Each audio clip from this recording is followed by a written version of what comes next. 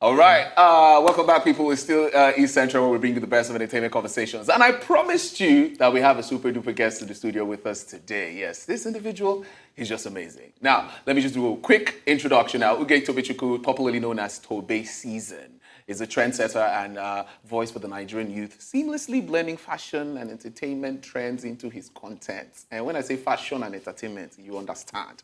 Yes, more than just a social media personality, he embodies a brand and movement that represents the energetic spirit of Nigerian youth. Yes, as a digital creator renowned for his uniqueness and finesse, Tobeszn has made a significant positive impact in the creative industry. So, ladies and gentlemen, may I introduce to you Tobeszn.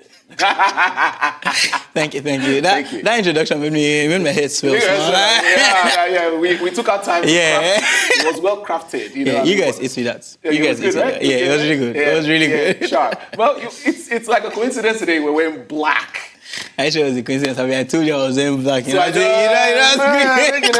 don't quickly wear black. My brother, these things happen like that. You have to just blend in. Just if at all. But it's good to have you here. Yeah, and yes, this is a very interesting conversation we're going to have. Let's get to understand what it is, what makes you tick as a creator. Now, let's talk about it now. How it started for you as a digital creator. Why did you decide you want to take this path as a career, knowing the fact that you studied law? So tell us about that. Okay, so I've been influenced, I've been a content creator for mostly as long as I can remember. And I say this genuinely because way back since, my mom always says I would always dress up when I was at home. And it goes back to when I was 5, when I was 6. She was like, oh, you always like to dress up all the time. Yeah. And then when I got my first phone, didn't have a camera, of course. But every Sunday after church, I would borrow my sister's phone, take pictures. And I just really liked it. At that point in time, I wasn't the most confident, actually, so I wouldn't show my face. I grew up a bit fat and short. So I wouldn't show my face, but then I did have a knack for taking pictures, and I will continue to do so and keep going. My first year in uni, I think I took it more serious. But when you're studying law, bro, it's not easy. I took a break. I tried again in my 3rd year. This time I had come to Lagos. I studied in the University of Benin. Okay. And I'm like, let me just put in effort. If I could just, and I would tell myself, even if you put in just 10% every day, to make a difference. And I just started and I kept going. And at that point in time, my school was on strike, lucky for me. So it felt like I could do both seamlessly. Okay. When my school came back in session, that was when it was a bit of a challenge. And I just told myself, putting in the extra work is all it takes. True. If I could create content in the afternoon, I'd read in the evening. And at that point in time, my parents were so scared because they're like, you can't have a full career and still be a student. And I'm like, I can't. And I always tell everyone, I say, take the bet on yourself. Only you knows your dream. Only you knows your story. Take the bet. You think you can, then go ahead. And at that point in time, I could tell my mom was very scared. But I graduated. Like, I'm here. I'm going to law school this month. Bruh. It feels so good. That's amazing. I'm sure when you graduate, your parents are like, finally.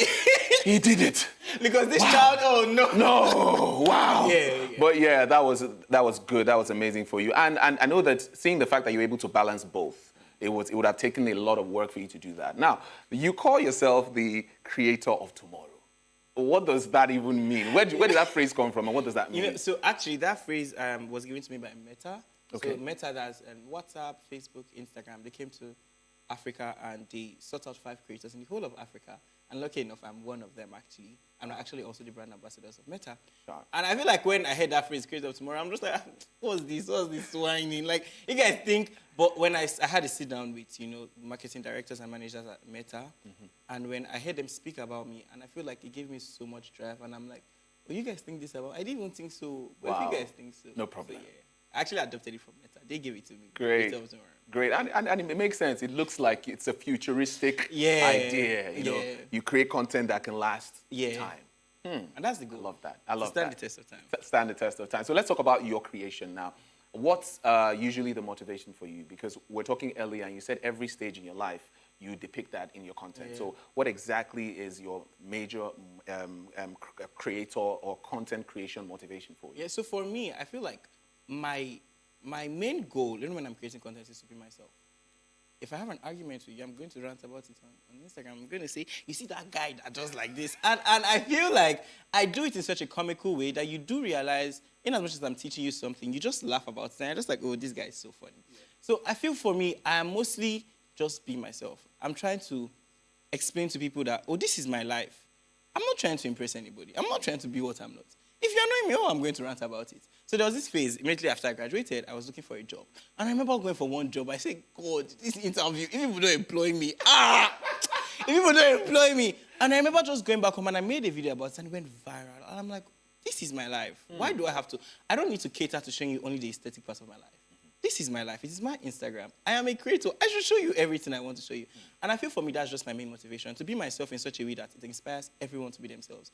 I don't believe in a certain aesthetic, a certain look. I don't believe you have to act a certain way to be famous. I feel like you just being yourself, you'll get your audience, you get your community. So that's what it is for me. Just be myself. So just being yourself. So you said something about the way you create. So everything that you've created, probably you got it from an experience. Yeah. Oh, if it's not an experience, it's a conversation. It's a conversation. Yeah. So we should go back to your videos and say, who was he talking to? This one is about me. This is my job. This is my job. I take it with my full chest. I take it. Sometimes I make some videos and my friends say, I know it's me. Yes. I know this one is me. And I'm like, well, if the shoe fits, it's Cinderella. If the shoe fits, it. Okay, so looking at, for every creator here, you always want to create a content that would cut across and let's use the term that we blow. Yeah. So as a creator, has that ever been a situation for you where you want to create a content, you know that this one, it will enter, and you put it out there and it's like, I think that's the reality for every creator.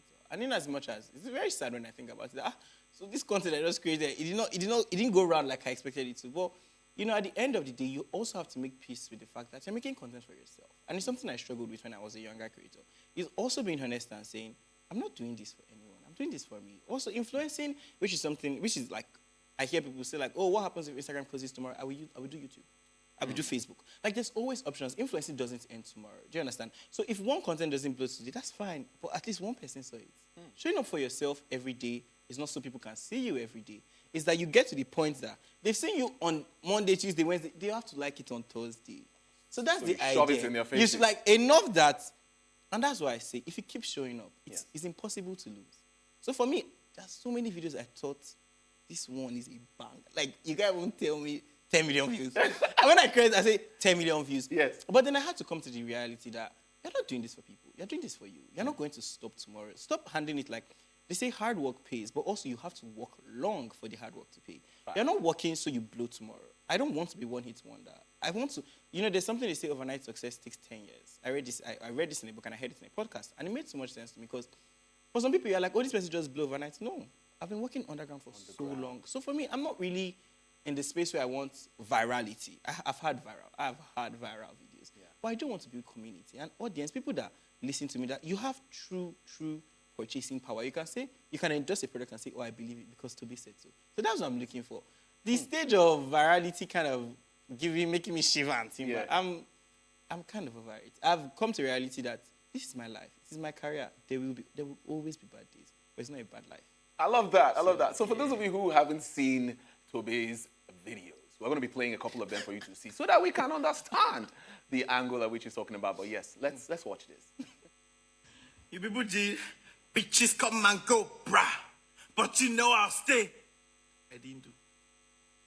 People brought another one. My girl, I didn't do. That wasn't enough. You people did. I will stand with you between the heavens and the earth. Tell me, do you love? I love you. I did not do.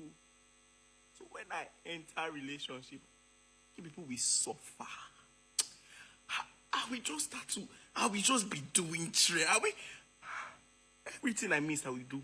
I will do everything. How is your day going, George? Amazing stuff. Yes. And that was so effortless. That was you just being yourself, like you said, talking about situations that you really feel affect the common person that affects you yourself. Now, let's talk about one of you said you've had viral content and all that. And what would you say played a part in the virality of your content? Was it that it was, what do you think were the key things that made that content or those contents go viral? So I think for me, I'm also very relatable. I don't talk about things that are so far-fetched. What I'm talking about is it's so easy for you to relate to it. One in every 3 Nigerians is single now. If you're not, you might not know, but you are single. So, okay. That's a shame. You might not know, but you are single. Okay. Okay. Just kidding. Okay. But do you understand, like, my content is so easy to digest. I'm not using the biggest words like I'm in a law firm. Like, it's so easy to digest. It's so sweet. Like, it's so... And maybe I'm just hyping myself. I don't know. People should tell me. But for me, it's so easy to digest. It's so relatable. It's something that... Like, if somebody, even if he's your guy, and so that's my idea, right? I don't want to make videos that makes me seem so far-fetched. I want to feel like I'm sitting on your bed talking to you. So even if it's your guy that makes that joke to you, you're like, this guy, like, very rest. Like, it's so home, and that's the idea of my content. It's meant to be feel good. It's meant to be home. It's meant to just take you back and just feel good content. And whenever people say, oh, you're a comedian, I say, the thing is, I actually can't make you laugh. I'm not a comedian. I'm just being myself, but it's comical. And that makes you... So for me, I'm just trying to target home. I'm trying to target your innermost feelings, your things you think about but nobody says. Nobody says. Yeah. So you're like speaking the minds of people. Yeah. So I feel that's what makes it viral. It's just being relatable to the point they're like, so you can say this thing. It's also a shock. It's a, you this boy. So I think that's it. Great. Now, you said something earlier about influencing. Yeah. And there's been a huge conversation on social media and, in society that are influencers really, is it really a profession to be an influencer? Like, what do you do? I'm an influencer, that's what I do. So do you think is it really a profession? Or is it, you're from leisure, you get into the part where people get to know you and you start to do that? So I feel like if I'm sitting here with you today, I already succeeded. It's a profession. Like, if I'm already here having this conversation, like, I've already proved it is in fact a profession. A successful one at that. Myself is one of the leading companies in the world. I'm their brand ambassador. I became their brand ambassador at 21. Sure. When you think of the odds, and whenever I hear people say, oh, influencing is not a profession, then explain to me how it's paying my rent. Explain to me. It's feeding me, because at the end of the day, and there's the idea that, oh, it might not be the profession you want it to be. There's an idea. But I also say it's a new form of entertainment. I don't blame people when they say it. I say, eventually, you would understand. I feel like once upon a time, it's happened in every sector. I'm sure the first time someone brought a clipper and wanted to be a barber, it was quite weird. The first time someone brought a disc jockey, a DJ came and brought a plate and he's like, oh, I want to be a DJ. It must have been weird. At the end of the day, new things, it takes a little bit of time to get used to. I don't really find it off-putting, funny enough. When people say, oh, influencing is not a profession, I don't really find it off-putting. I just find it, I feel like, to some extent, if you do not know, you can't relate. And that's fine. Eventually, I always say, I want to prove to you that, oh, it is a profession. A noble profession, a profession that you will well paid for. And it's so lucrative. I'm going to be honest. I'm a young person, and I always think about the fact that if I wasn't influenced, what would I be doing? Law, I would actually be working in a law firm. But if I didn't have that, I think my life would have been slower. Yeah. The fact that it's giving so many people joy, giving so many of us like a voice. Like, there are some places I enter, and people are like, oh, hi, Toby. And I'm like, oh, you know me. Like, I'm just making videos on my bed. So whether or not people think of it as a profession, if you're listening to this and you want to be a creator, go for it. It doesn't really matter what people think. No profession was ever founded from validation. You just did what you wanted. Do you understand? You enjoy what you are doing. And even if someone comes and says, oh, what you're doing is alright, explain your bill. Sharp. And you are not paying that bill. Exactly. So I think that's what it is. I think that's it. I love the way you broke that down. At least you've inspired someone out there who is thinking, is it really, do I really? Do it. Your mommy will understand. Mine understand. And so how do you handle, feedback from your audience, and when you put out content and someone just goes on that day, what sort of rubbish is this? Nonsense. They're usually more mean. They'll say something like, your big head. I'm like, not my head. Not my, like, what did my head do now? Like, I feel like for me, I don't really value insults. So, like, I know how to handle criticism, and I learned something. Someone said to me once, and maybe I was in a sad place. I was kind of sad. And the person said, you wouldn't take criticism from someone you don't trade places with. So why are you taking it from someone you don't even know? Someone who is just living off their phone. And when the person said that, I said, oh, wow, that's true. I never thought about that. But, like, I wouldn't let somebody I don't know just come and say you have a big head. And I know I don't have... Okay, maybe my head is big. Small. I agree. Let's but, like, but when you say my content is not funny, I'm like, what do you mean? I'm like, you're lying. Yeah. And I feel like at the end of the day, I did learn something. You should ground yourself. You should know who you are. You shouldn't wait for people online to validate you. Tomorrow, if you come out and say, it doesn't really matter. Like, hate comments, positive comments. I'm so grounded in myself. I have a family that loves me. I have friends who would continuously support me. I have you. that will bring me on the show. Well, that's what Tobe, thank you for joining us on the show. It's been an amazing so conversation. much. Baba, you're too Thank much. you. I love it. I love it. That's all we can take, guys. But definitely, you know how it is. We'll definitely bring you more celebrity conversations on the show, as we always do. And yes, go on to our social media handles to watch this again. There were nuggets there that you need to write down. I'm your boy, Edewor, aka the voice of God. See you guys tomorrow.